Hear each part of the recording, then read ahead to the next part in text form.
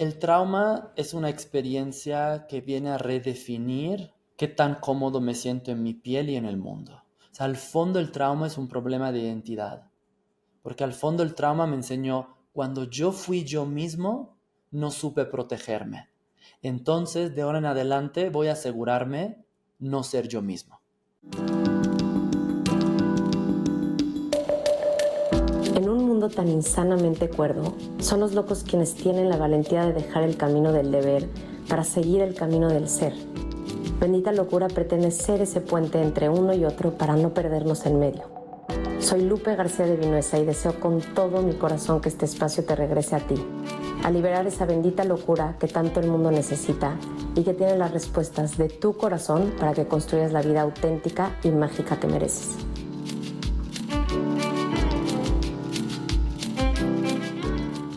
Hoy tuvimos a un invitado muy especial que hace mucho tiempo quería entrevistar, Marco Ratti, que es un terapeuta psicosomático, fundador de Rama, una escuela de prácticas somáticas y contemplativas basadas en neurociencia.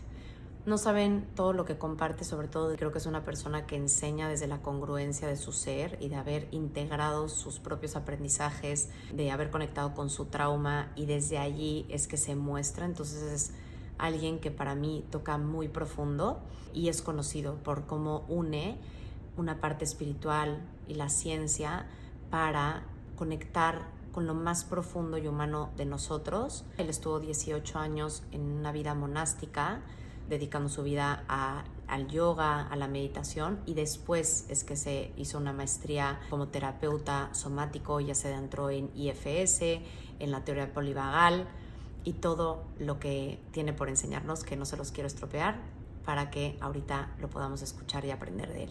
Bueno, Marco, qué ilusión que estés aquí. Muchísimas gracias por tomarte el tiempo. Sabes que te he escrito desde hace un rato y me emociona muchísimo tenerte aquí, escuchar, aprender de ti, inspirarnos de ti y de todo lo que tienes que compartirnos, porque realmente creo, o sea, pienso que en mi camino me pasé, yo creo que 10 años de terapia racionalizando mis emociones, y no fue hasta que empecé a hacer trabajo somático que en verdad empezó a haber cambios en mis relaciones, en mi enojo, en patrones que venía luchando todos esos años. Y pienso que es probablemente para ti obvio, ¿no? Pero para mucha gente todavía como un espacio muy desconocido en donde la psicología, no sé si se le podría decir la psicología antigua, pero no actualizada, pues no lo comunicaba como la importancia que tiene, y a mí ha sido tan significativo que por eso me emociona todo que estés aquí para que nos puedas platicar a fondo todo este tema que tiene que ver con neurociencia, con el sistema nervioso y cómo repercute en nuestros patrones y en nuestras relaciones.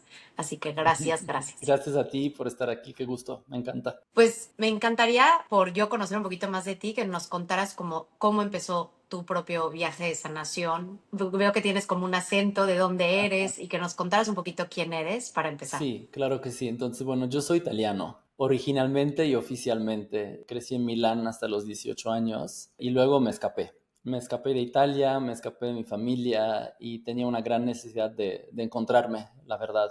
Yo creo que mi camino de sanación empezó desde muy chico. Siempre me sentí muy distinto, siempre me costó mucho trabajo sentir que pertenecía, que fuera a mi familia o como al círculo social al cual pertenecíamos, como que el tema identitario siempre fue muy fuerte para mí, la verdad, desde que me acuerde, ¿no?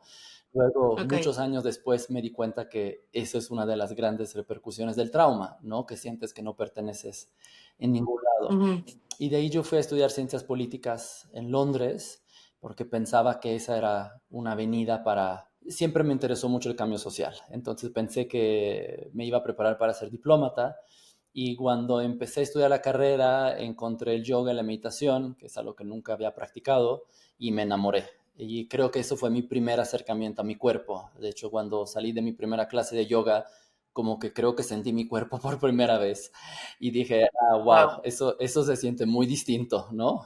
Como que algo Uh-huh. empezó a aterrizar por fin dentro de este cuerpo. Y entonces me sumergí por casi 15 años en las enseñanzas del yoga y la meditación, tomé unos votos monásticos, seguí un estilo de vida monástico y me...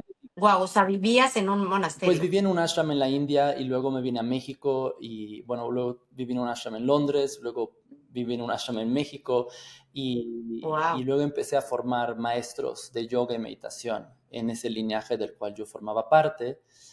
Y después de eso empecé a trabajar para las Naciones Unidas a través de esa organización, generando programas para países del tercer mundo basados en meditación. Entonces ahí otra vez Ok. empezó a regresar un poco mi pasión por, ¿sabes?, para la sociedad, trabajar en una ONG. Y, y ahí es cuando me di cuenta que mis herramientas ya me quedaban cortas. El yoga y la meditación me enseñó muchísimo, tuve unas experiencias increíbles, pero la gente que empezaba a llegar a mí tenía pues trauma complejo y el yoga y la meditación no era suficiente. Entonces empecé a estudiar psicoterapia y ahí es donde me acerqué a las herramientas somáticas, donde hice mi maestría en neurociencia de la salud mental y todo ahí empezó como a encajar, ¿sabes? Como que todas las piezas de mi vida que todavía se sentían un poco como random, ya sabes, fragmentadas, Sí, y empecé a entender que pues también había una inteligencia primaria, ¿sabes? En este camino más meditativo, basado en la compasión, y luego esta búsqueda más científica, y ahora me encuentro en un lugar, la verdad, muy rico en mi vida donde uno estas dos partes que muchas veces todavía separamos, ¿no? De sí, que yo llamo un poco el arte y la ciencia de ser un ser humano, ¿no? Hay una parte científica que es importantísima de entender cómo funcionamos, cómo funciona el cuerpo, cómo funciona el cerebro, pero también hay una cierta arte al ser humano, hay partes impredecibles que no podemos traducir a un código, ni a una fórmula, ni a una teoría científica, y seguro a ti te ha pasado en tu vida que hay cosas que también tienen un elemento de misterio, ¿no? sí, Y creo que es importante respetar este elemento sagrado, ¿no? Este elemento misterioso de nuestra existencia. Y, y total. ahí ahora se centra mi trabajo, ¿no? En buscar un poco tanto esa presencia empática como este fundamento basado en ciencia, porque creo que hoy en día se habla tanto de salud mental, que por un lado es bueno, pero por el otro hay también mucha información equivocada. Y es importante tener un ancla como la ciencia que nos regresa a lo que sí es cierto. Totalmente. Y para ti, o sea, dices esta parte como más misteriosa, te refieres un poco como a la conciencia que somos, algo más espiritual. Sí, sabes, después de haber estado tanto tiempo en una comunidad espiritual y luego pasar esas herramientas somáticas, mi postura ahora y mi experiencia me ha enseñado que no hay nada más espiritual que realmente habitar mi cuerpo. Esa es la experiencia más Ujú. espiritual que yo he tenido, ¿no? Porque cuando Uf, habito mi sí. cuerpo me puedo ir tan lejos como quiera, pero cuando no habito mi cuerpo me voy lejos y en realidad es una disociación. Entonces hay muchos caveats, hay muchos elementos a tener cuidado con esto, ¿sí? Pero hablo de misterio en el sentido de que creo profundamente en respetar lo que hace nuestro cuerpo. Y creo que las respuestas extremas que a veces tenemos, las emociones impredecibles, los hábitos disfuncionales que tenemos, tienen una inteligencia primaria muy importante. Y el mundo de la salud mental quiere como que nos enfoquemos sobre todo en remover el síntoma y ya.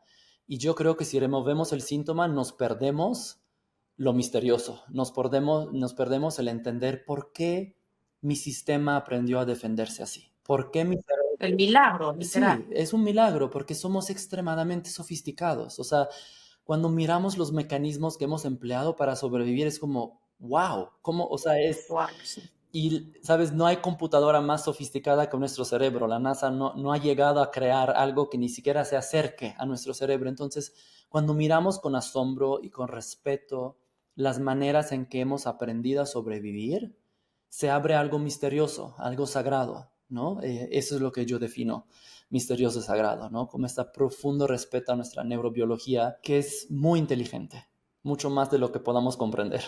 Sí, sí, sí. Yo como que constantemente, bueno, más bien fue como un entendimiento que fue cayendo el 20 a lo largo de los años, pero que comparto mucho, que hablo mucho de los miedos maestros, de cómo pues desde el personaje que aprendemos a sobrevivir, al final ir de el deber ser al ser es un camino lleno de miedos, ¿no? Y esos miedos son nuestros maestros, porque muchas veces creo que en cómo está la sociedad hoy conformada y lo que aprendimos a hacer y lo que nuestros papás vieron que tenían que hacer con nosotros era pretender, ¿no? Entonces, o sea, creo que muchas veces pensamos hoy en día que en evadir, en decir, no, yo no tengo trauma, yo no tengo herida, Entonces soy más fuerte cuando en verdad está siendo una actitud de más miedo, porque no quiero mirar, ¿no? O sea, no quiero integrar ese dolor, no quiero integrar ese miedo, no quiero integrar ese ego, ese dolor, ¿no? Como que, y ahí es cuando pienso que se hace esa alquimia en el que nos volvemos ese amor mismo, porque como dices tú, con esa mirada de respeto, aunque probablemente sea una, un comportamiento a nuestros ojos que hemos aprendido a etiquetar como malo o como disruptivo o como lastimoso, como dices tú, si vemos como de fondo lo que hay, es impresionante. Así es, sabes, cuando trabajamos, por ejemplo, con personas adictas o en relaciones abusivas, que por fuera podría ser tan fácil decir, pero ¿por qué sigues haciendo esto que te hace tanto daño? Y cada vez que tengo el privilegio de conocer a una persona con uno de esos ejemplos, ¿no? De esos casos, siempre sale lo mismo, ¿sabes? Y lo mismo es que esta es la opción menos peor que ellos encontraron para sobrevivir. Y entonces el adicto te va a decir es que si no consumiera, ya me hubiera suicidado, ¿sí? Y la persona en una relación abusiva dice, si yo no estuviera aquí, no sé en dónde estaría. Entonces, como que nuestra sociedad nos ha enseñado a juzgar con tanta facilidad, ¿no? A las conductas que son inconvenientes para nuestros códigos sociales, porque nosotros no tenemos el sistema nervioso para tolerar esas conductas, ¿sabes? Es decir, somos intolerantes frente a conductas que nos hacen sentir inseguros o que nos asustan, lo cual es muy entendible. Pero eso no nos ayuda a que evolucione nuestro modelo de salud y que tenga un contenedor mucho más amplio, ¿no? Y reconozcamos que no hay partes malas en nosotros. Yo creo Ujú. firmemente que no hay partes malas. Puede haber partes que lastiman a otros, puede haber partes que me lastimen a mí, o sea, partes mías que me lastiman, pero partes malas no. Al final, cuando no queremos ver algo, ¿sabes? O no queremos cambiar algo, yo no creo que no queramos, es que mi sistema nervioso no tiene los recursos todavía para mirar Ujú. eso. Y si tuviera que mirarlo ahora, sería demasiado doloroso y me derrumbaría. Entonces me tengo que arrinconar detrás de un personaje, detrás de una fachada, me tengo que arrinconar detrás de una ideología, arrinconar detrás de un trabajo, de un estilo de vida, como que usamos todos esos niveles de filtros porque hay algo muy tierno que todavía no está listo para ser visto, ¿sabes? Y eso sí comienza en nuestra infancia, comienza con el trauma del desarrollo. Sí, ¿nos podrías contar un poco más de eso? O sea, como que dónde empezamos a desconectarnos de nosotros mismos y hoy poder ser como adultos, maduros, espontáneos, Sí, auténticos. sabes, el predictor número uno de nuestra salud mental es la cualidad de los vínculos que vivimos de pequeños. Es el predictor número uno, ¿sí? Entonces, la manera en que fuimos criados, y eso va más allá de la educación, sobre todo la manera en la cual fuimos acompañados, escuchados y vistos, determina Ujú. luego cómo nosotros nos vemos a nosotros mismos, nos acompañamos a nosotros mismos y cómo vemos y acompañamos a los demás. Entonces, esta primera etapa de vida, los primeros 3 años, primeros 5 años, son fundamentales, ¿no? Porque ponen la impronta para todo lo que voy a ser como persona y para todos los mecanismos de compensación que voy a tener que desarrollar para compensar lo que me hizo falta en mi desarrollo. Ujú. Es como un efecto matriosca, o sea, cuando vamos creciendo y nos damos cuenta que repetimos unos hábitos de fondo, no es como me acabo casando con el mismo tipo de persona, ya sabes, o me encuentro Ujú. con los mismos problemas laborales o caigo en los Ujú. mismos tipos de adicciones. Y hoy en día hay este tren de decir, es que atraemos estas cosas. Y estos mensajes nos avergüenzan, porque el pensar que estoy atrayendo cosas malas o personas abusivas en mi vida me hace sentir que yo soy el culpable. Y no es que las atraiga, es que tengo una impronta en mi sistema nervioso. Mi cerebro, por su neuroplasticidad, aprendió que relacionarse tiene ciertas características y desarrollé unas habilidades para ser funcional, tal vez, en un vínculo codependiente. Y entonces, no es que yo quiera seguir generando vínculos codependientes, esa es mi impronta, esa es mi habilidad aprendida. Y entonces, Las habilidades que tuvimos que desarrollar para sobrevivir son las que más repetimos. ¿Nos lo puedes llevar como a ejemplos como concretos para alguien que Sí. como adentrándose por primera vez en algo Claro, así? entonces si por ejemplo tuve una mamá que dependía de mí emocionalmente, o sea, una mamá que era estresada o deprimida, y entonces yo aprendo que para que mi mamá se sienta un poco mejor y no se frustre conmigo, yo tengo que tomar un rol de más madurez emocional. Entonces, no sé, me encargo de la cena, le pregunto cómo está, le doy consejos, cuando está enojada la escucho, ¿sí? Estoy tomando un rol emocional que no me corresponde porque yo soy el hijo, ¿no? Y el Ujú, hijo debería ser corregulado, es decir, acompañado por su mamá. Entonces yo ujú, aprendo, por ejemplo, en este caso podría ser que el vínculo, el amor existe solo cuando yo cargo emocionalmente a la otra persona. ujú. Entonces voy por la vida sabiendo y pensando y solo siendo experto en estar en vínculos donde cargo emocionalmente a la otra persona, donde me hago responsable de sus emociones. Y entonces mi cerebro es como que no viera ninguna otra opción. Entonces, si conozco a alguien que no tiene esta dinámica, no voy a sentirme ni atraído ni interesado por esta persona. Porque además es que no es un espacio familiar, ¿no? O sea, no es una energía familiar. Correcto. Y yo no sé cómo estar con alguien que no me pide esa dependencia emocional. Entonces es incómodo porque tendría que aprender una habilidad nueva. Y mi cerebro Ujú, siempre va a elegir lo que es familiar porque evolutivamente eso consume menos calorías. Entonces solo acabo estando en vínculos donde yo tengo que cargar emocionalmente a la otra persona. Obviamente eso tiene un precio muy alto para mí y entonces eso comienza a mermar mi autoestima, a afectar mi salud, ¿sabes?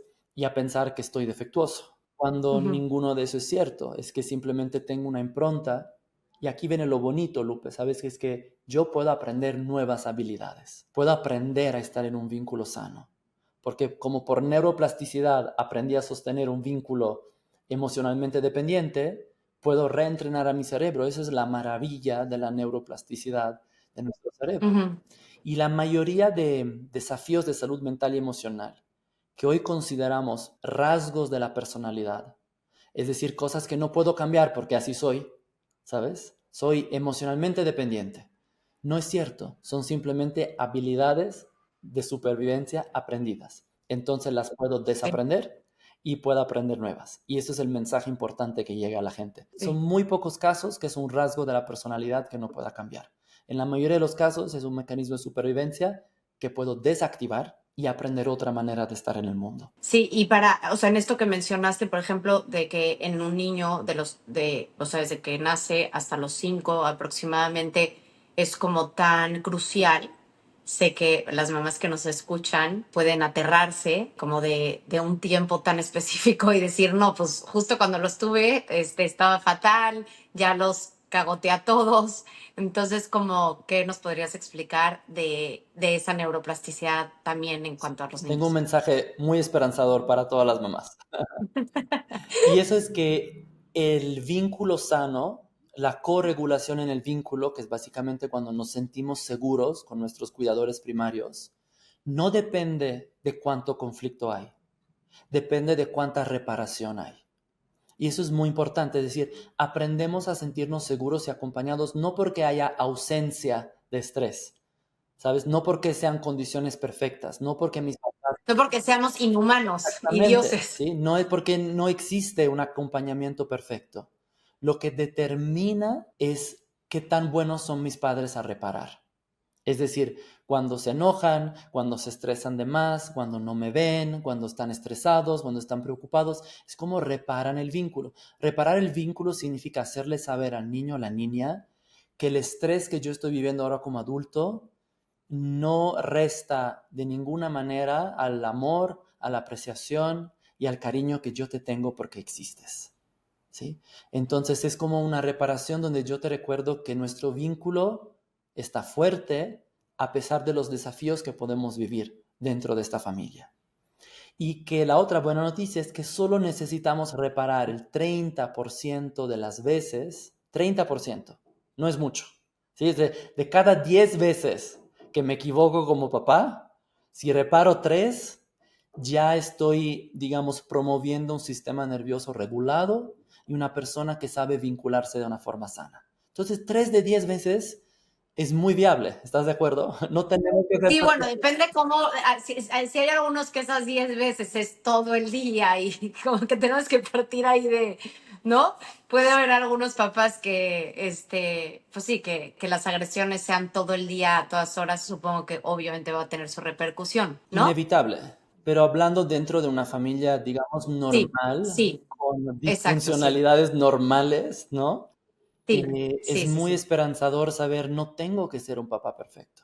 Porque hoy en Sí. día vemos que esta exigencia de una crianza consciente, perfecta, Uf, oh genera my God. muchos más problemas y mucha más desconexión de nuestros hijos, ¿sí? Sí, sí, Porque sí. en nombre de hacerlo distinto a como lo hicieron nuestros padres, nos fuimos a un extremo opuesto y eso invisibiliza a nuestros hijos igual. ¿Por qué?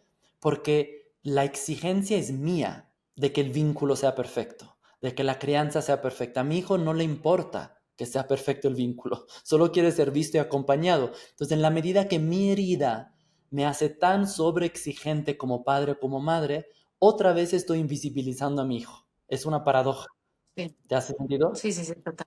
No, 100% y además agregarle que sí creo, o sea, yo me he cuestionado mucho y ha sido como todo un transitar, por ejemplo, el número de hijos, si voy a tener un tercero o no. Yo vengo de 6 hermanos, entonces para mí me da más miedo tener menos y me gustan mucho los niños y me gustan mucho las familias grandes y hoy sé que estoy en el número correcto porque es mucho, como decías, ¿no? O sea, no somos una máquina.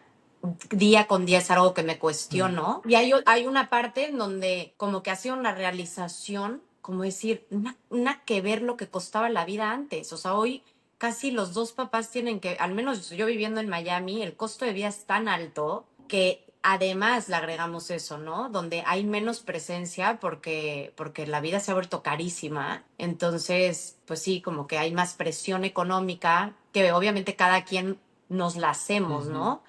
Pero es verdad que ha cambiado eso y entonces como que fue un ingrediente que no estaba viendo y es como, o sea, nada que ver con lo que nuestros papás podían sostener en base a la cantidad de niños. O sea, el costo de vida es altísimo ahora. Claro.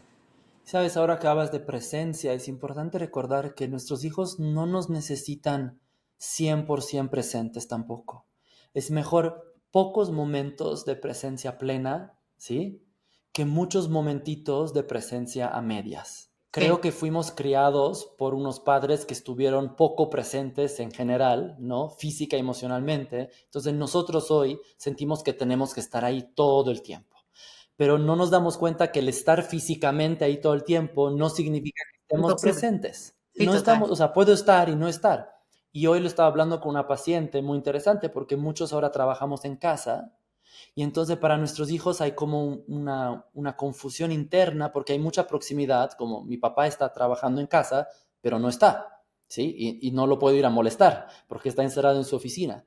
Y entonces como que es muy importante mantener claro qué significa cuando estoy presente y cuando estoy, pero estoy ocupado en otra cosa, a marcar estos diferentes espacios, porque si no nuestros hijos se confunden porque estamos, pero nunca estamos, o estamos siempre en mi celular, o siempre estoy resolviendo algo. Y entonces como que la proximidad física no garantiza una intimidad y una seguridad en el vínculo. Totalmente. Y me encanta lo que dices, porque yo que también trabajo en casa, sí, me da una perspectiva muy clara de aclarar eso, cosa que no he hecho, como de cuando estoy disponible, que obviamente saben que estoy allá, pero como hacer hincapié me parece súper buen punto. Porque para nuestro sistema nervioso la proximidad física implica que haya conexión, ¿sí?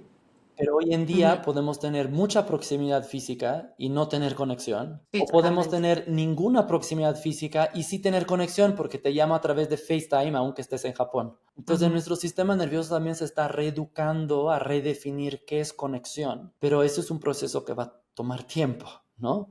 Oye, Marco, y, o sea, ¿por qué? ¿Cuándo nos desconectamos? O sea, ¿es necesario el trauma y una herida profunda para desconectarnos de nuestro cuerpo? ¿Por qué habemos tantos adultos desconectados de, o sea, viviendo de aquí para arriba? Sí, sabes, uno de los temas de fondo de nuestro desarrollo es que aprendemos a estar en nuestro cuerpo cuando se sintió seguro estar en mi cuerpo, ¿sí? Y una de las condiciones esenciales para que sintamos que nuestro cuerpo es un lugar seguro para ser habitado es que mis necesidades sean atendidas. ¿Ok? En inglés le llamamos attunement, ¿no? Es como esta sintonización entre el cuidador primario, mamá o papá normalmente, y el bebé. Ujú.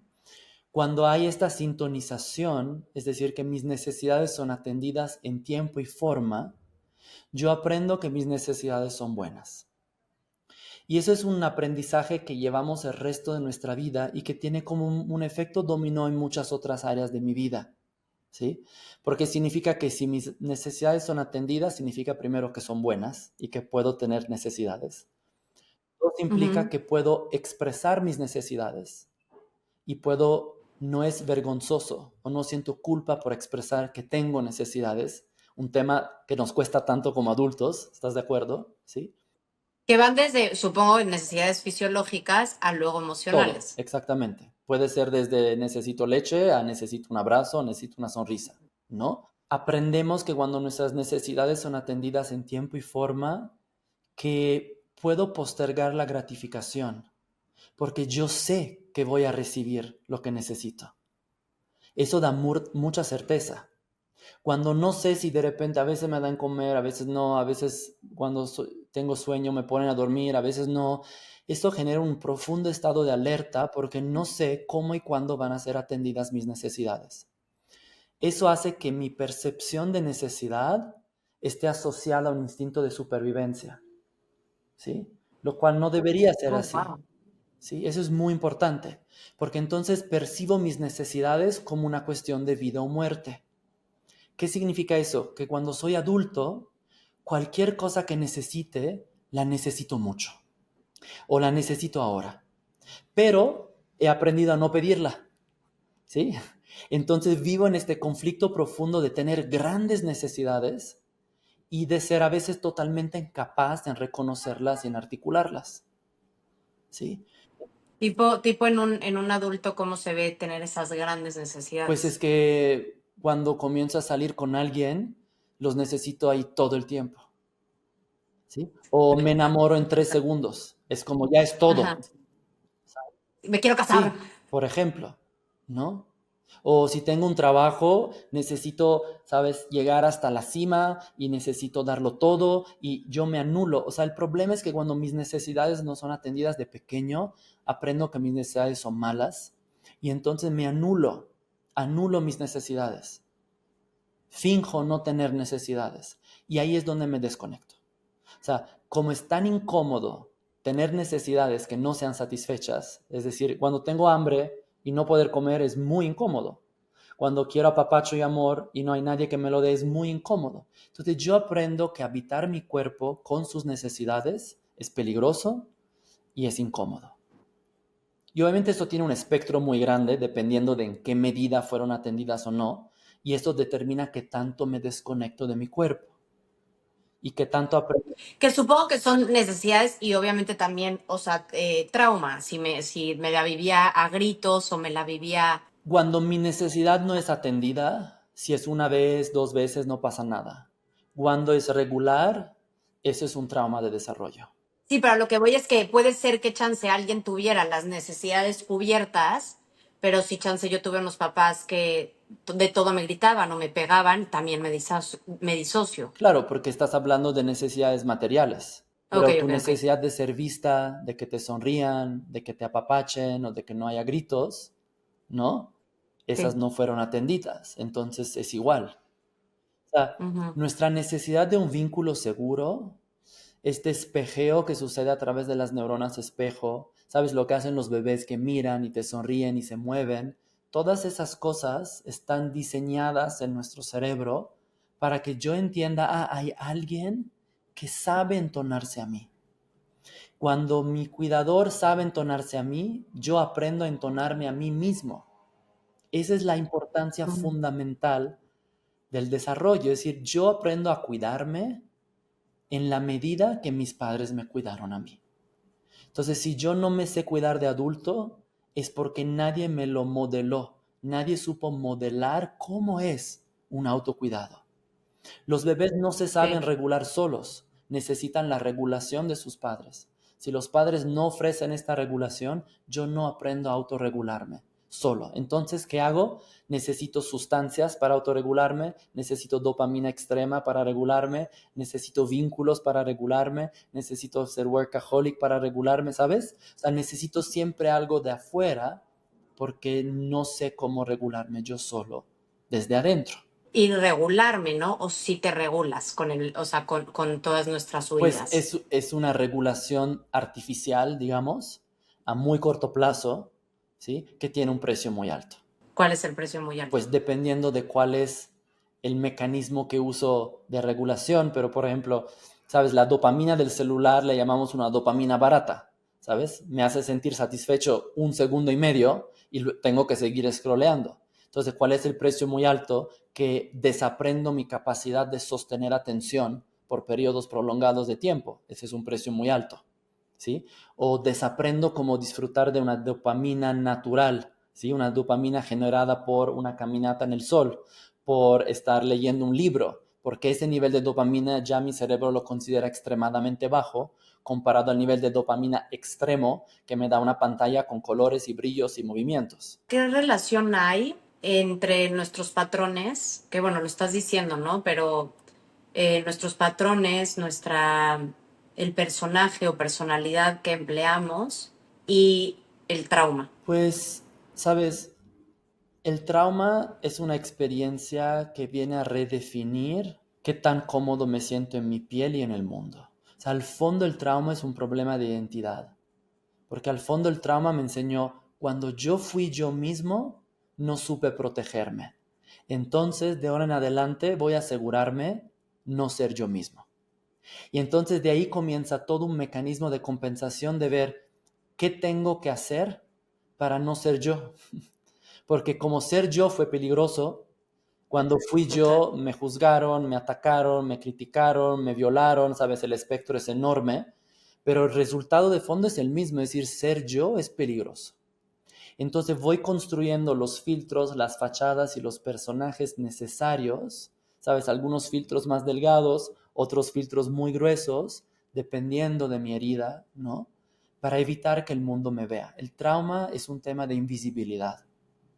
Es una invisibilidad a veces evidente, o sea, me retraigo del mundo, y a veces es una invisibilidad que no parece porque al contrario, genera una fachada muy brillosa y muy brillante y muy extrovertida, por ejemplo. Pero de fondo es intolerable para mí sentirme expuesto ante el mundo. Y entonces eso me impide muchas cosas. No puedo tener una conexión conmigo mismo, no puedo ser auténtico con los demás. Uf, eso que para mí esa es la más brutal. ¿Cuál?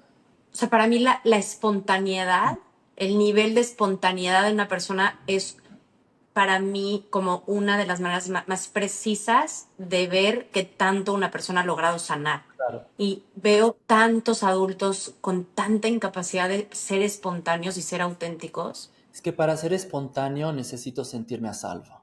Sí, Y si no total. me siento a salvo, no puedo correr el riesgo de ser espontáneo. Porque ser espontáneo viene desde ese lugar de soy yo, ¿no? Y no temo que ser yo pueda ser usado en mi contra. No, y como dices tú, muchas veces como estos filtros pueden ser como muy esponjados y agrandados. Entonces, si yo ocupé el espacio del chistoso o el socialité, entonces obviamente creo que soy espontáneo, ¿no? Pero es un performance que es muy difícil para quien todavía no tiene identificado o sigue creyendo que ir al psicólogo, o sea, o verbalizar tengo trauma es algo débil que se vuelve como una imposibilitador tajante a la sanación. Correcto. Porque al final sanar es un reencuentro conmigo mismo. Es una reconciliación de esas partes de mí de las cuales me desconecté. Y ahí está la paradoja del trauma. Hay un anhelo tremendo de ser yo y el terror más grande de ser yo.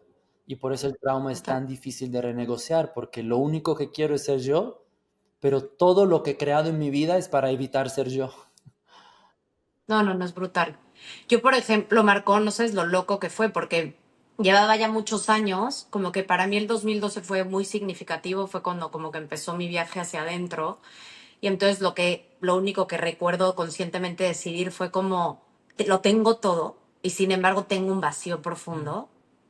Entonces tengo que hacer cosas diferentes. Entonces empecé como, o sea, lo único que decidí fue como ser congruente con lo que realmente anhelaba mi corazón, ¿no? Y te digo que em, luego ya me quedó claro que lo que más miedo me daba era ese caminito a lo que de verdad anhelaba. Entonces era echarme en la ola de surf o agarrar mi vuelo a la India sola, sin vuelo de regreso, ¿no? Y entonces poco a poco pues fue ese reencuentro. Pero después de como 7 años que empezó esto, 5, 7, ya no me acuerdo, hice un retiro y una amiga con la que hice el retiro, algo nos había salido como, o sea, algo pasó que se complicó algo uno de los días, que yo estaba muy nerviosa y fuimos a las que les estábamos dando el retiro al restaurante del hotel a decirles que íbamos a tener tal dinámica y nos veíamos después. Y esta amiga mía como que me vio nerviosa y entonces me abrazó y me dijo como, Lupín, tranquila, o sea, todo está saliendo increíble. Agárrate, Marco. O sea, como yo al final soy la hermana grande de 6 y yo el personaje, el performance que toda mi vida había hecho es ser la fuerte, la que puede con todo, Ujú. independiente, fue la primera vez que me di cuenta la capa tan gorda que yo tenía que vencer, no vencer, ¿no? Porque no es una lucha, pero que ir soltando con amor, Sí, abrazando mi vulnerabilidad, porque fue como si me hubiera clavado una puñalada por atrás, te lo prometo. O sea, no sé lo que sentí como de cómo me estás visibilizando con que las cosas se están poniendo, claro. o sea, o están complicadas, que luego le escribí una carta, uno de perdón, porque me quejé con ella todo el camino de, ¿por qué haces eso? ¿Por qué me pones en evidencia de que, o sea, me Mm. enojé? Que luego le escribí una carta y le mandé unas flores como de, no sabes el portal que acabas de ser en mi sanación, o sea, fuiste de los portales más grandes a darme, o sea, una caída de 20 muy Ujú. profunda de algo que aprendí a hacer, pero que no es mi esencia, ¿no? Yo en verdad soy muy frágil, muy dulce, muy pura, y toda mi vida más bien a quien tú le preguntes que me conozca de chiquita, he Ujú. aparentado ser como muy fuerte, muy de autoestima alto, cuando en verdad tengo autoestima bajo. Bueno, se ha ido reconstruyendo, ¿no? Pero esa fue la primera vez. Y te lo cuento y se los cuento a todos como con detalle porque son cosas así de sutiles, pero que si las queremos cachar y las queremos nombrar, entonces va a llegar un punto en el que van a caer por sí solas si las vamos como abrazando, ¿no? Sí. Sabes, el tema del performance que mencionas creo que es un indicador clave de que algo no se siente cómodo de ser visto, ¿no? Y la verdad es que hoy en día creo que el problema de fondo es que el wellness es un performance. El Oh my God. autocuidado es un performance. El estilo de vida saludable es un... Pero yo estoy autoconvencido conmigo mismo. O sea, no me doy cuenta a veces que estoy performing with myself. O sea, yo Sí, me sí, estoy sí, sí. vendiendo a mí mismo y yo estoy comprando de mí mismo este performance. Entonces, no sabes, la gran mayoría de mis pacientes, Lupe, llegan y hacen todo perfecto.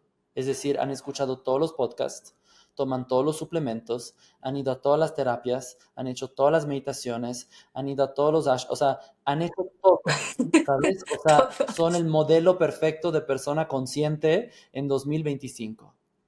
Y Sí, eso tiende a ser casi casi un proceso de retraumatización. ¿Por qué? Porque cuando el wellness y la salud es otro performance, reafirma la creencia del trauma que es mejor ser invisible.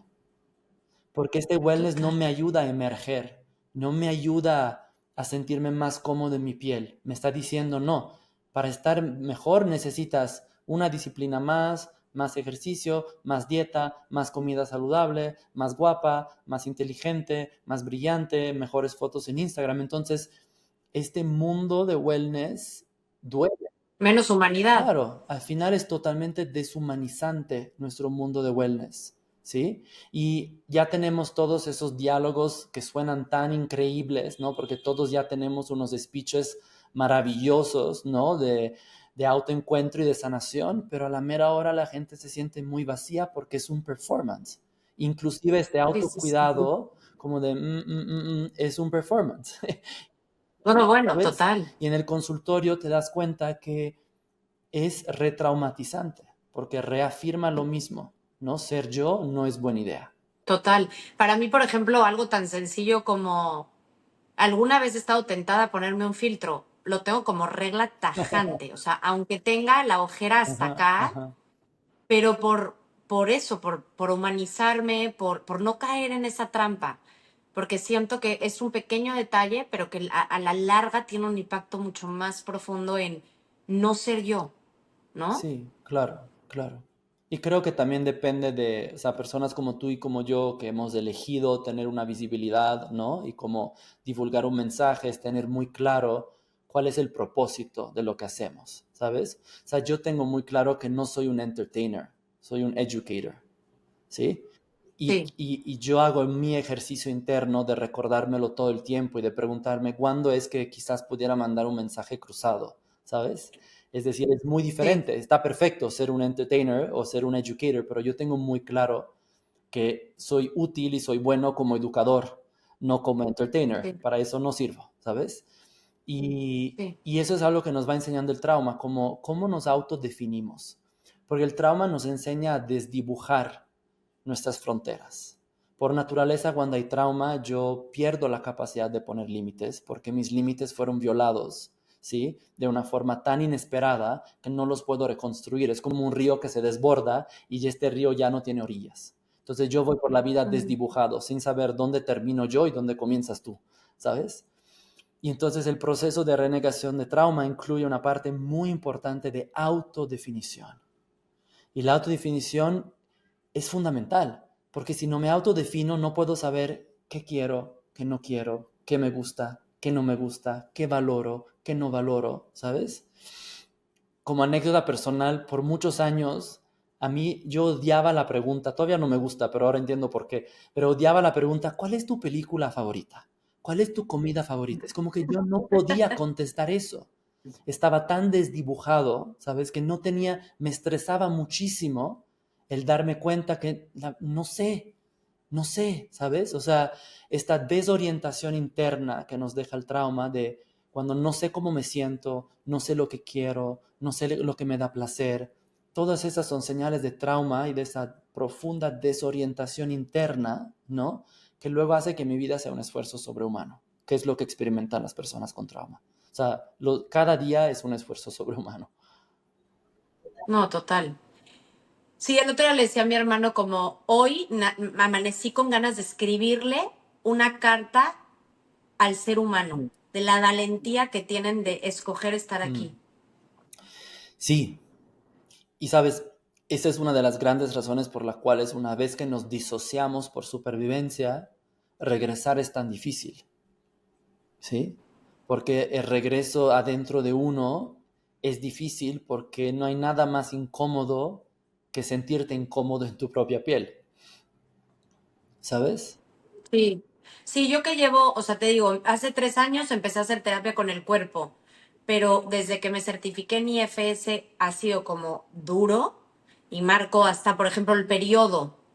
Estoy sintiendo mis 4 mujeres en un mismo mes, bien, cada una de sus energías, wow, wow, como nunca las había Mm, vivido y como, sí, tienen como su momento de introspección, más hacia adentro, con menos, o sea, soy menos como, ¿cómo se dice?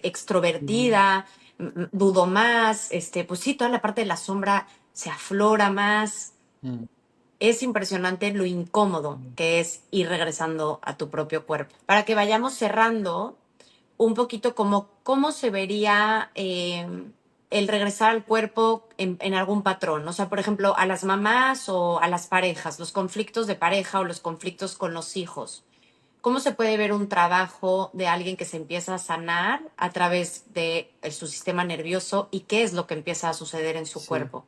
Sabes, creo que aquí hay que hacer una aclaración, porque siento que hoy la palabra sanar está tan trillada que ni Bueno, siquiera sí, sabemos bien de lo que estamos hablando. Y lo digo porque cuando hablamos de trauma, el trauma no es una enfermedad mental. El trauma es una respuesta natural y necesaria de supervivencia. Entonces, cuando hablamos de sanar el trauma, técnicamente hablando, es un error. Y lo menciono porque la gente pasa décadas intentando sanar su trauma, cuando el trauma es algo que tenemos que desactivar. Es otra cosa. Es decir, el trauma no es un problema a resolver, no es un error de mi sistema nervioso. Al contrario, el trauma y la respuesta traumática, ¿sí?, es uno de los mecanismos más sofisticados e increíbles de supervivencia que hay. O sea, solo el disociarme, si lo piensas, es totalmente mágico. O sea, mi cuerpo tiene la capacidad de sacarme de esas partes de mí para que yo no sienta dolor, y además me hace seguir siendo relativamente funcional en el mundo Sí, a sí, pesar de sí. no sentir nada. Es como, o sea, si se pudieran inventar una pastilla así, sería la persona más rica del mundo, ¿no? Entonces, el trauma es una respuesta normal a eventos extraordinarios. Pero el mundo de la salud todavía nos quiere hacer ver que el trauma es una respuesta desmesurada a eventos normales. No es cierto.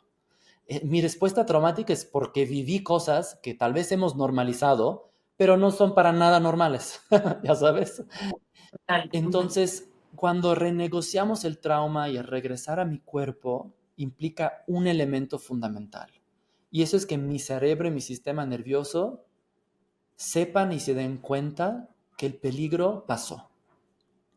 Trauma viene del griego y la palabra trauma significa una herida que no cicatriza. Entonces, Ujú. y es una herida invisible, y eso es lo difícil del trauma, es como yo no entiendo porque siento que estoy sangrando desde esa herida todos los días porque no la veo, pero ahí está. Entonces, el trauma se desactiva en la medida que mi cerebro logra cambiar la percepción de que el peligro ya no está ahí. El trauma es esta respuesta prolongada, como si el peligro sigue ahí. Hace cuenta, mi trauma fue que me atropelló un coche a los 10 años, ¿no? Para mi cerebro, el coche sigue a la vuelta de la esquina.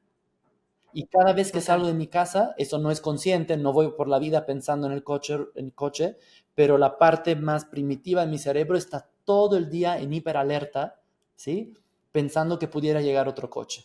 Entonces eso genera inflamación, enfermedades, desorganización interna. Entonces la clave para renegociar el trauma es ver por qué mi cerebro todavía percibe que el peligro está ahí. Y cómo ayudo al cuerpo, porque eso no es racional, porque con la cabeza pues yo puedo decir no está ahí, pero no. Y por eso el trabajo somático es tan importante, porque el trabajo somático es aquel trabajo que le hace ver a mi cuerpo que puede apagar su respuesta de alerta, puede apagar su respuesta de supervivencia. Y cuando apago la respuesta de supervivencia, puedo regresar a mi cuerpo. Es como decir, mi casa está en llamas, me salgo corriendo de mi casa, ya no habito mi cuerpo. Sí, sí, sí. Pero no voy a regresar a mi casa hasta que yo piense que el incendio esté en mi casa. Una vez que mi cerebro sepa que ha apagado el incendio en mi casa, puedo regresar a mi casa. Pero mi casa está quemada, ¿cierto? Entonces, la primera fase es apagar la respuesta de supervivencia. Y la segunda fase es una fase que muchos no toman en cuenta con el trauma, es el duelo de regresar a una casa quemada, ¿sí? Es el duelo de darme cuenta, wow, es nuevo esto de habitar mi cuerpo. Tengo que volver a aprender a estar en mi cuerpo. Hay algo hermoso de eso, pero también hay un duelo de darme cuenta todo lo que me perdí por vivir fuera de mi hogar principal, que es mi casa. Sí, sí, sí. Hace poquito vi un video en el que entrevistó Oprah a Mel Ujú. Robinson y Mel le decía llegando a su casa, espera, espera, esto sí no me lo voy a perder. Mm. Como que muy bonito, como que lo palpó, lo olió, la Ujú. olió, como de esto es algo que es real y estoy aquí y lo estoy viviendo. Sí, me encanta lo que traes porque esto es lo que podemos hacer cuando habitamos nuestro cuerpo. Podemos saborear los pequeños momentos, ¿sí? Ujú. Física y metafóricamente. Podemos estar, podemos gozar, podemos disfrutarnos. Hablando de padres y madres otra vez, muchas veces cuánto nos culpamos de no haber disfrutado la sonrisa de nuestros hijos, ¿sabes? Y luego después digo, ¿cómo pasé todo el fin de semana con ellos? Y nada más estuvimos haciendo y haciendo, haciendo y no hubo un momento de como, de nada más disfrutar de su existencia, ¿no? Que es lo más hermoso que me traen. Y el trauma, eso Mm. es una respuesta traumática muy típica, que no puedo estar en el momento presente porque es demasiado amenazante. Entonces, o vivo atorado en el pasado, protegiéndome de lo que no quiero que vuelva a pasar, o vivo atorado en el futuro, evitando que suceda. De cualquier forma me estoy protegiendo de la vida, y eso es, yo creo, de las definiciones que más amo del trauma. El trauma nos hace protegernos de la vida, que es absurdo porque vinimos a vivir, ¿no? Y entonces cuando comenzamos a renegociar nuestro trauma, volvemos a sentir que vivir no es un peligro, que puedo estar enchufado al flujo de la vida. ¿Sabes? Que la vida y el mundo y los otros seres humanos no son una amenaza constante para mí. Ahorita en esto que dijiste me impactó porque, por ejemplo, yo tengo algo muy que me sale natural de jugar. Yo sí juego diario y les hago cosquillas y nos morimos de la risa. Y en cambio, gran parte de mi trauma es como la crítica interna, ¿no? Que es gigantesca. Entonces yo siempre me voy a dormir con no fue suficiente, no soy suficiente mamá, ¿no? Y de todas maneras cociné con ellos o me reí, pero casi lo desvanezco diario, ¿no? Porque mi trauma es otro, que anula eso que sí hay, Ya, ¿no? ya. Justo sanar nuestro sistema nervioso es cómo puedo contener más experiencias aparentemente contradictorias en el cuenco de mi atención, ¿sí? Es decir, puede caber que soy buena mamá porque río y juego con mis hijos y que también me doy cuenta que me autocritico como mamá todo el tiempo. Es decir, normalmente polarizamos estas experiencias distintas y solo puede caber una a la vez. Uh-huh. O permitimos en nuestro contenedor de atención solo las experiencias que son buenas o políticamente correctas. Pero gran parte del trabajo con el sistema nervioso es cómo puedo ver de forma digna esta emoción que no me gusta. O sea, cómo le doy dignidad, ¿sí? A esa autocrítica. Porque esa autocrítica es Ujú. una parte que me está protegiendo. ¿Cómo le doy dignidad a esa vergüenza? ¿Cómo le doy dignidad a esta sensación de inferioridad? Porque hasta que no le devolvemos dignidad, no la vamos a poder transformar. ¿Sí? Ujú. Y entonces ahí hablamos de la sanación no como un camino de automejoría, no como un camino de superación personal. Si te das cuenta, todas las palabras que usamos en el mundo del desarrollo y superación personal son palabras bélicas, vienen de la guerra. ¿Cómo me venzo? ¿Cómo me conquisto? ¿Cómo me conquisto? ¿Cómo me supero? ¿Sí? Es una violencia, no es sanación. Entonces nos Ujú. preguntamos por qué no sano después de todo el esfuerzo, el dinero que he invertido en sanar, pues porque estás en lucha contigo, ¿sabes? No estás viendo de forma Totalmente. digna tu dolor. Y tu dolor tiene mucha Ujú. dignidad. Muchas veces es lo que te acerca a tu humanidad. Y yo creo que esa es la Mm. conversación que tenemos que traer a la mesa. Uf, me encanta que sí, me fascina cómo lo pones, qué importante. Mm. Oye, Marco, ¿y cómo me gustaría nada más si nos puedes como en cortito contarnos para ti como qué ha sido lo que más te ha llevado a poder construir una vida alineada a tu verdad, como en las diferentes áreas, en algo que para ti sea, si es eso, dignificar el dolor o... Sí. Sabes, cuando me haces esa pregunta, siento la necesidad de hacer un disclaimer que yo no creo que mi vida esté totalmente alineada a mi verdad, ¿sí? Y lo digo por esta posición como de influencial que tenemos tú y yo, y como tú decías, no me pongo filtro, porque no quiero que la gente se equivoque. Y quiero que cuando me haces esa pregunta, no quiero que la gente piense que yo lo tengo todo sorted out, ¿sabes? Para nada. No, no, estoy seguro que no, pero estoy segura que, ¿no? Como quitando esas capas, está mucho más Sí. alineada ahora que Total. antes. Sabes, creo que lo que me ha llevado a no me cansé de ir recuperando las piecitas de mi identidad fragmentadas por el trauma, como que seguí buscándolas incesantemente, Ok. ¿sabes? Y cuando me decían, ¿qué haces buscando allá? No busques allá, qué raro eres que busques, ya sabes, o sea, he tenido muchas vidas dentro de una y creo que eso vino desde ese anhelo tremendo de sí recuperar las piecitas de mi mosaico, ¿sí? Que se habían fragmentado por el trauma y decir, como que para mí no hace sentido vivir si no recupero mis piezas, ¿no? Y quizás no las voy a recuperar todas y mi mosaico siempre va a quedar con unos huequecitos, pero por lo menos ya hay más coherencia, ¿sabes? En mi sentido de identidad. Y creo Ujú. que eso es lo que me ha ayudado a acercarme. ¿Sabes? Me preguntaban el otro día de otra manera, me decían, ¿por qué, sabes, impactas tantos corazones? Y mi respuesta natural fue es que creo que es porque nunca dejé de escuchar el mío, ¿sabes? O sea, no es que yo impacto el corazón de los demás, es que la gente ve que me ha valido un poco madres todos los consejos que llegaban de quédate donde estás, ya sabes, como muchas veces, desde que fui monje, la gente era como, Marco, ¿en serio? ¿No puedes quedarte tranquilo y tener una vida normal? Ya sabes por qué tienes que ir hasta la India, ya sabes, para encontrarte, pues, sorry, ni modo, es lo que me tocó, ya sabes. Entonces creo un poco esa búsqueda incesante, pero esa búsqueda, creo que es importante decir, Lupe, llegó un momento que yo tuve que decidir conmigo que iba a dejar de correr. O sea, porque esa búsqueda también se volvió un patrón crónico, ¿sabes? Y llegué a un punto donde buscaba y buscaba y buscaba y me di cuenta que hubiera podido seguir buscando el resto de mi vida. Y que llegó un momento que era más para integrar lo que ya había encontrado. Porque si no, la búsqueda no me permitía valorar las piezas que ya había encontrado, como la encontraba next, y no me quedaba Sí, sí, con sí, sí. nada de lo que estaba cosechando. Entonces, creo que fue en parte la búsqueda, en parte llegar a un momento de decir que sí, yo seguía aplazando la meta, que nunca iba a llegar a la meta, o sea, que yo iba a llegar a la meta cuando yo decidía parar de correr. O sea, mi meta... Sí, que también es respuesta a trauma. Exactamente, exactamente. O sea, Sí. la meta la decides cuando, cuando tu sistema nervioso dice, tal vez ya no tengo que estar corriendo. Tal vez ya Tal llegué. vez, ¿por qué no decido que ya llegué o lo suficiente? ¿Sabes? Y eso Sí, fue sí, un sí. gran parteaguas para mí. O sea, yo decidir que era suficiente. ¿Sabes?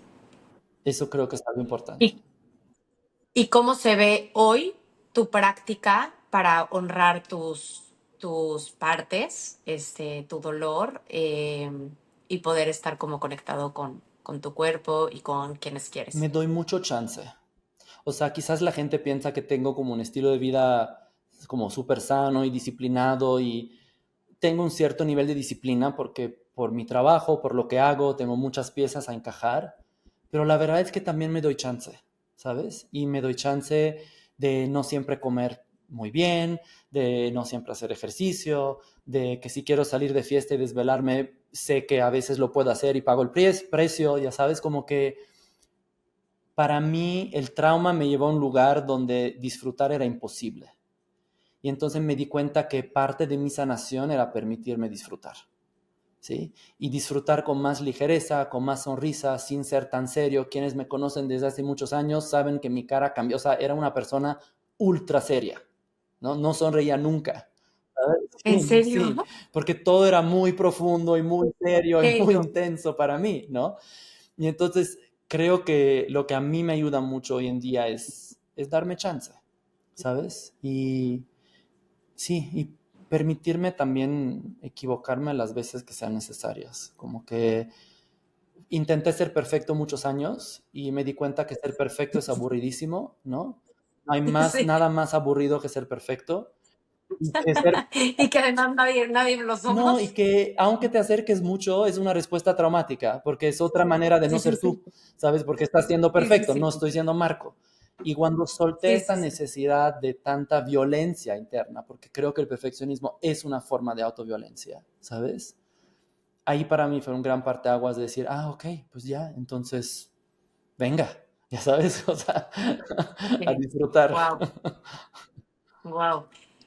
Nuestras dos últimas preguntas, chiquititas, al grano. ¿Cuál ha sido tu locura que más te ha curado? Yo creo que vivir 15 años en un estilo de vida monástico fue una gran locura, una locura muy bendecida, pero Ajá. una gran locura. Esas organizaciones espirituales tienen mucha luz y mucha sombra. Entonces tuve unas experiencias increíbles. Estudié con unos maestros que no encuentras en internet. Literal los vas a buscar a la cueva. Pero sí fue una locura. O sea, sí fue vivir abstraído del mundo en algún sentido, ¿no? Como en una dimensión paralela. Creo que esa Sí. fue una gran locura. Y a lo largo de tu vida, ¿cuál crees que ha sido como tu eterno miedo maestro? Ya sea como de, o el personaje, o algo que para ti siempre ha sido ese maestro pero que... uy. Sí, yo creo la vergüenza. O sea, la vergüenza de dejarme ver ha sido mi mayor miedo y se volvió mi mayor maestro, ¿sabes? Porque es como a través de la vergüenza que me di cuenta que todavía no estaba permitiendo que el mundo me viera por quien era. Y la vergüenza es un camino medio oscuro, ¿no? Y los que hemos vivido vergüenza lo sabemos, porque la vergüenza te hace sentir que el mundo sería un lugar mejor si no existieras, ¿sabes? Es como una profunda sensación de ser defectuoso y de estorbar. Eh, pero me ha empujado, o sea, por ejemplo, mi Instagram y el trabajo que hago de divulgación, para mí ha sido un antídoto a la vergüenza. La gente me dice, ah, lo haces tan bien, qué fácil se te ve, y le digo, pues fíjate que en realidad para mí dejarme ver ha sido un camino que ha implicado mucha dedicación. Sí, sí, sí. Yo digo que yo llevo 10 años haciendo videos y cada video me suda la axila. Sí, sí, sí. Entonces, como creo que la vergüenza ha sido mi mayor miedo y mi mayor maestro. Ajá. ¿Algún mensaje que le quieras dejar a la gente y lo que para ti sea importante? Que la gente se atreve a poco explorarse y explorar la vida y como darse chance de explorar. Creo que es algo que hacemos muy poco y venimos a explorar, ¿no? Lo que sea que significa para cada quien. Eso es algo que para mí tiene valor. Eso, darnos el permiso de explorar sin el miedo a ser ridículos, sin el miedo a, ¿sabes? A que algo malo siempre tenga que suceder, porque no es cierto. Sí. Ujú. Marco, gracias, gracias, gracias. De verdad admiro mucho tu trabajo y tu presencia es, ahora que ya la tengo, es muy Mm, especial. Así que gracias por permitirnos verte y mm, conocerte. gracias. Gracias a ti por todo lo que haces, tú también y por este espacio el día de hoy.